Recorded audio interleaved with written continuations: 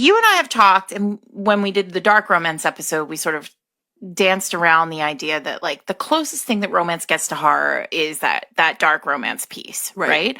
Which I think is a really fascinating way of thinking about particular parts of the pool.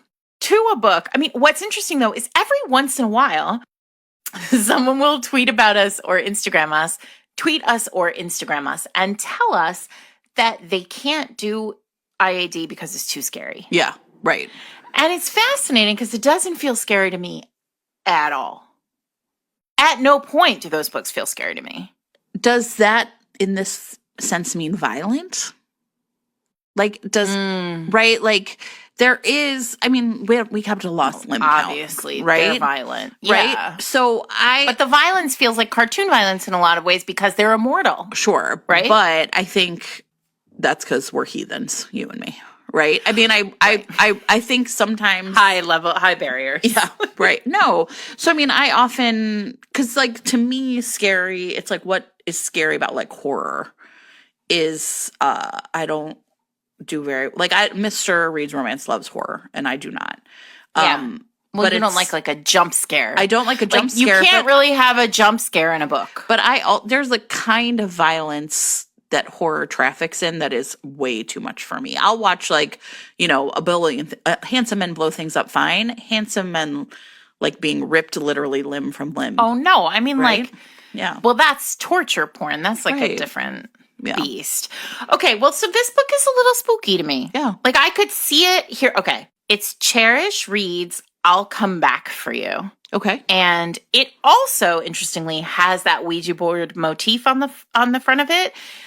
Which is why I bought it a million months ago. Yeah. She posted about it on Twitter, and I instantly was drawn to this cover. It was really very cool.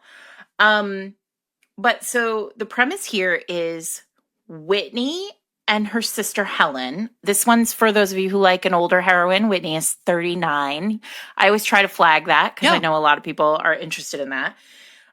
Whitney and her friend Helen and her sister Helen have inherited their grandmother's bed and breakfast in upstate New York, near Lake Ontario.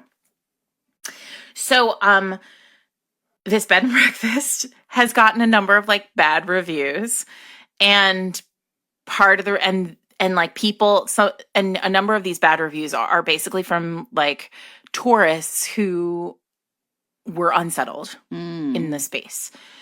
And the book begins with a kind of creepy beginning where Whitney wakes up in this bed and breakfast and she senses that something bad is in the room, like something's with her. Mm-hmm. She's had a bad dream.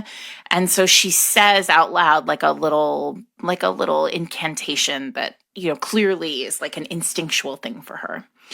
But like when the book begins, so that's the prologue, and when the book begins, it's very clear that, like, this has all gone poorly. And so they have hired the Ghost Punters television show. I love that name, Amazing. Ghost Punters, to come to the bed and breakfast and, like, do, like, a ghost huntery type episode about the bed and breakfast and, like, find the ghost and, like, punt it from Amazing. Life.